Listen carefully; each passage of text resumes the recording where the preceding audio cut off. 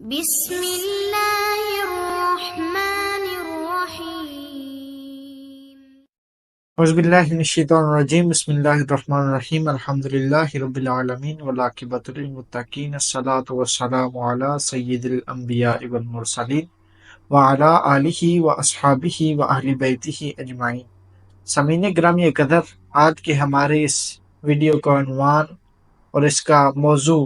حضور علیہ الصلوۃ والسلام کی اطاعت ہے۔ خالق کائنات رب ذوالجلال کی بارگاہ میں دعا ہے کہ خالق کائنات مجھے حق اور سچ بیان کرنے کی اور پھر اس پر عمل کرنے کی توفیق عطا فرمائے۔ سامعین گرامی قدر، جیسا کہ اللہ پاک نے قرآن پاک میں ارشاد فرمایا کہ جس نے میرے رسول کی اطاعت کی گویا اس نے میری اطاعت کی۔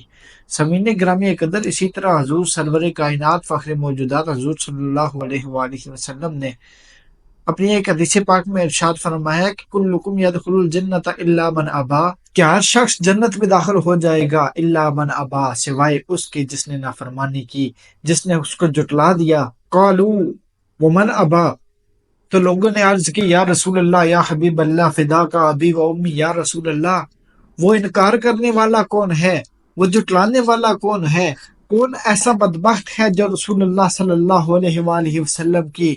اطاعت اور اس کی فرما برداری کو جھٹلاتا ہے؟ کون ایسا شخص ہے جو خالق کائنات رب ذوالجلال کے پیارے حبیب کی حکم کی نافرمانی کرتا ہے؟ تو آپ علیہ الصلوۃ والسلام نے ارشاد فرمایا قال ومن اطاعنی دخل الجنہ ومن عصانی فقد ابا۔ آپ علیہ الصلوۃ والسلام نے ارشاد فرمایا کہ جس نے میری اطاعت کی، جس نے میرے فرمودات پر عمل کیا، جس نے میری اسوائے حسنہ پر عمل کرتے ہوئے اپنی زندگی کو گزارا، اس نے جنت کو حاصل کر لیا، اور پھر جس نے نافرمانی کی، جس نے اس سے منہ موڑا، جس نے اس کو جھٹلایا، فقد ابا، اس نے میری نافرمانی کی، اس نے جنت کو جھٹلا دیا۔ سامعین گرامی قدر، حضور علیہ الصلوۃ والسلام کی اس حدیث میں کلکم کا لفظ کا ذکر کیا گیا ہے، جس کا معنی اور مطلب اور مفہوم یہ ہوا کرتا ہے کہ تم میں سے ہر ایک شخص۔ حضور علیہ الصلوۃ والسلام نے اس میں کسی کی تخصیص نہیں فرمائی، کسی کو خاص نہیں فرمایا، بلکہ آپ علیہ الصلوۃ والسلام نے ارشاد فرمایا تم میں سے ہر ایک شخص۔ سامعین گرامی قدر، اس لفظ سے حضور علیہ الصلوۃ والسلام نے اپنی امت کے جملہ مسلمانوں کو شامل فرمایا ہے، چاہے وہ مرد ہو یا عورت، بوڑھا ہو یا بچہ، شریف ہو یا رذیل، عالم ہو یا عامی ہو،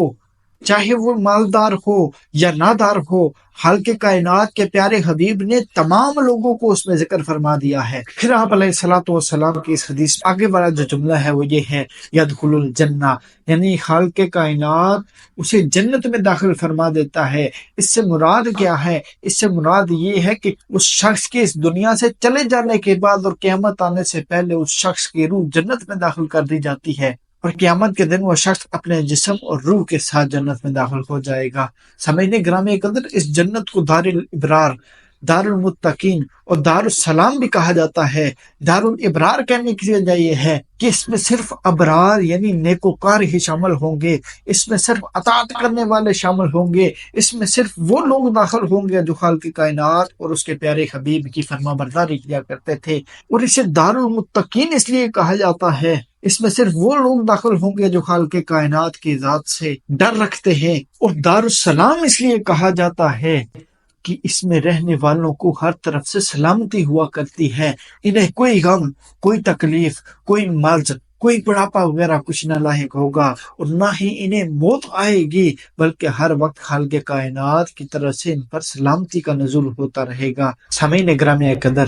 پھر آپ علیہ الصلوۃ والسلام نے ارشاد فرمایا الا من ابا، سوائے اس کے جس نے میری نافرمانی کی، جس نے جھٹلا دیا۔ سامعین گرامی قدر، مفسرین فرماتے ہیں اس حدیث میں ایک لفظ ابا آیا ہے جس کا معنی انکار کرنے کے ہیں۔ اب اس دوسرے جملے کا مفہوم یہ ہوا کہ خالق کائنات اور اس کے پیارے حبیب کی نافرمانی کرنے والا کبھی جنت میں داخل نہ ہوگا، یعنی جنت میں وہی لوگ داخل نہ ہوں گے جو خود ہی جنت کا انکار کرتے ہیں، خود ہی اس کو جھٹلاتے ہیں۔ اب اس کی صورت یہ ہوگی کہ جو لوگ خدا اور اس کے رسول صلی اللہ علیہ وآلہ وسلم کی نافرمانی اس حد تک کر دیتے ہیں کہ ان کے گناہوں کا پلہ بھاری ہو جاتا ہے اور پھر وہ جنت جیسی عظیم نعمت سے محروم ہو جائیں گے۔ سامعین گرامی قدر، انہوں نے اپنی نافرمانیوں کی وجہ سے، کفر و شرک میں مبتلا ہونے کی وجہ سے خود ہی اتنے گناہوں کا ارتکاب کر لیا کہ انہوں نے جنت میں نہ جانا چاہا اور اس کا انکار کر دیا۔ حضور علیہ الصلوۃ والسلام کی اطاعت اور فرما برداری کے ذریعے سے ہی ایک انسان جنت میں داخل ہو سکتا ہے، کیونکہ اس فرما برداری کی وجہ سے انسانی نفسیاتی خواہشات کو دبانے کا مجاہدہ حاصل ہوتا ہے، جس سے انسانی روح اور انسانی خواہشات ہر قسم کے رذیل خیالات سے پاک ہو جاتی ہیں، اور پھر یہی طہارت اور پاکیزگی ایک انسان کے لیے داخلہ جنت کا باعث بن جاتی ہیں۔ جیسے کہ خالق کائنات نے ارشاد فرمایا قد افلح من زکاہا، کہ بے شک اس شخص نے فلاح پا لی جس نے اپنا تزکیہ کر لیا، اس شخص نے فلاح پا لی جس نے اپنے آپ کو سنوار لیا۔ خالق کائنات نے ارشاد فرمایا افلح، افلح کا معنی ایک تو یہ ہوا کہ خالق کائنات نے اس شخص کو دوزخ کی آگ سے بچا لیا، اور دوسرا معنی اس کا یہ ہوا کہ خالق کائنات نے اس کو جنت عطا فرما دی۔ سامعین قدر، اسی کے متعلق خالق کائنات نے ارشاد فرمایا فمن زحزح عن النار وادخل الجنت فقد فاز، کہ جسے نار جہنم سے دور رکھا گیا، جسے جہنم کی آگ سے دور رکھا گیا اور جنت میں داخل کر دیا، بس وہ کامیاب ہے۔ سامعین قدر، اب اس کے برعکس جو شخص خدا اور اس کے رسول حضرت محمد مصطفیٰ صلی اللہ علیہ وآلہ وسلم کی نافرمانی کرتا ہے، وہ شخص کے لیے جنت سے محرومی کا باعث بن جاتا ہے، کیونکہ جو شخص ایسا کرتا ہے، خالق کائنات اور اس کے پیارے رسول کی نافرمانی کرتا ہے، تو خالق کائنات اور اس کے پیارے رسول کی نافرمانی کرنے کی وجہ سے اس شخص کے دل میں نفسانی خواہشات پیدا ہوتی ہیں۔ نفسانی خواہشات کو جب تکمیل تک پہنچ جاتا ہے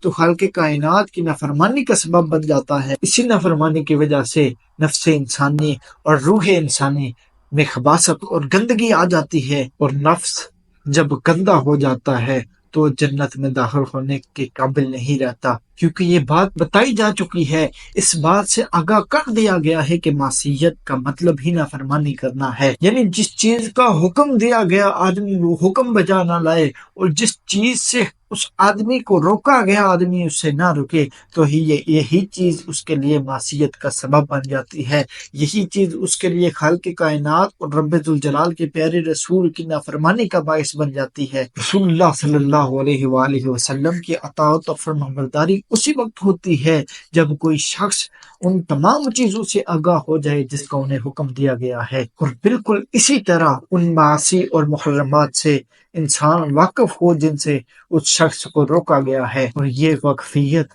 یہ فرق انسان اس وقت تک مکمل طور پر آگاہ نہیں ہو جاتا جب تک خالق کائنات اسے دین کی کچھ نہ کچھ سمجھ بوجھ نہ عطا کر دے، اسے دین کا علم حاصل نہ ہو جائے۔ خالق کائنات رب ذوالجلال کی بارگاہ میں دعا ہے کہ خالق کائنات ہمیں اچھے طریقے سے دین پر عمل پیرا ہو کر دین کے احکامات پر عمل کرنے کی توفیق عطا فرمائے، اور حضور علیہ الصلوۃ والسلام کا سچا پیروکار بنائے۔ وما علینا الا البلاغ المبین۔